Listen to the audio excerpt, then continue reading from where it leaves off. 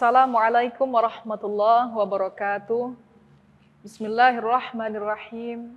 Alhamdulillahi rabbil alamin.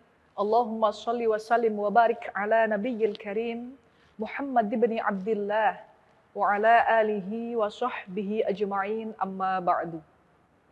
Sahabat dai yang dimuliakan Allah Subhanahu wa taala, pemirsa Radar TV yang berbahagia dimanapun Anda berada. Tidak semua orang yang berpuasa mendapatkan keberuntungan.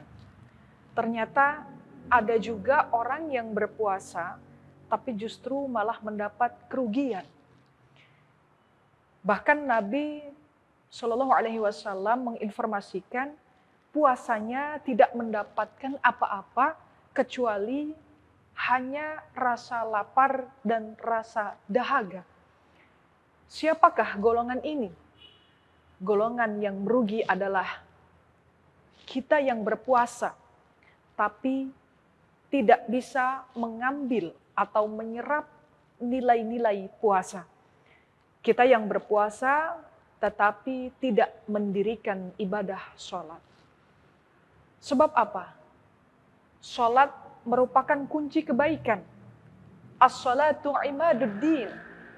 Sholat adalah tiangnya agama. As-sholatu miftahul jannah. Sholat adalah kunci surga. As-sholatu miftahul khair. Sholat adalah kunci kebaikan.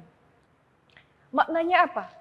Maknanya adalah kita yang berpuasa tetapi tidak mendirikan ibadah sholat, maka kita akan tetap dapat pahala.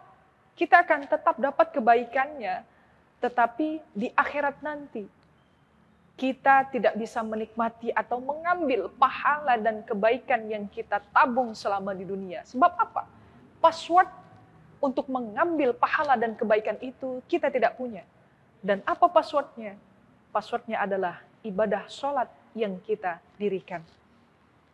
Sahabat dai yang dimuliakan Allah Subhanahu wa taala, pemirsa Radar TV dimanapun Anda berada, saya ibaratkan ketika kita bekerja, lalu kemudian kita mendapatkan gaji. Katakanlah 10 juta. Lalu kemudian gaji itu kita tabung dan kita letakkan di dalam sebuah berangkas atau lemari yang kita kunci. Nah, suatu ketika kunci tersebut atau kita lupa passwordnya. Suatu saat ketika kita akan mengambil uang tersebut, maka kita tidak bisa karena kita kehilangan password atau kuncinya. Nah, sama halnya dengan ibadah sholat, ibadah puasa kita. Ketika kita berpuasa, kita mendapatkan pahala, kita mendapatkan kebaikan selama di dunia. Banyak pahala yang kita dapatkan, banyak manfaat yang kita dapatkan. Badan kita sehat, dan lain sebagainya. Tapi ketika di akhirat, ketika kita hendak mengambil atau menikmati pahala-pahala kita, kebaikan-kebaikan kita semasa di dunia, kita tidak bisa mengambilnya. Kenapa? Karena kita tidak punya passwordnya. Ketika kita berpuasa tapi tidak menjalankan atau mendirikan ibadah sholat. Karena sholat merupakan password kebaikan untuk bisa kita nikmati di akhirat nanti.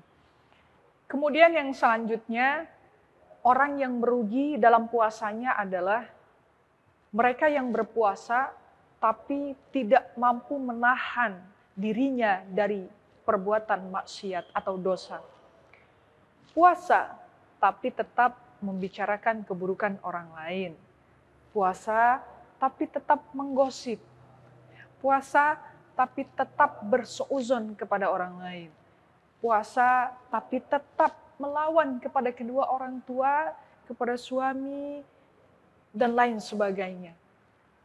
Imam Al-Ghazali mengibaratkan puasa seperti buah.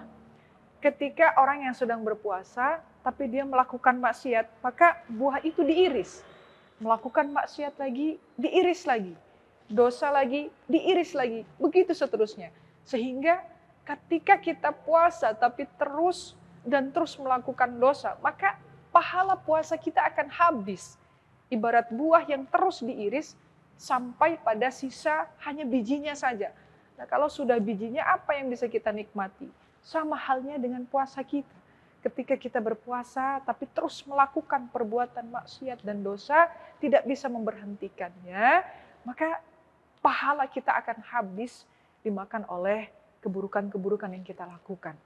Kalau sudah habis, apa yang bisa kita nikmati nanti di akhirat? Pahala tidak kita dapatkan, kebaikan tidak kita dapatkan, hanya rasa lapar dan dahaga yang kita dapatkan. Na'udzubillahi min dzalik.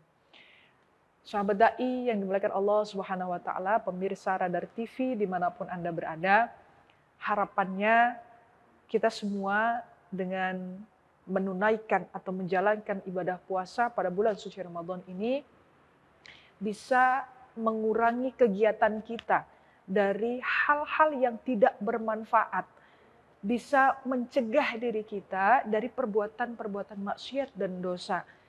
Sia-sia kita yang berpuasa tapi tidak mendirikan ibadah sholat.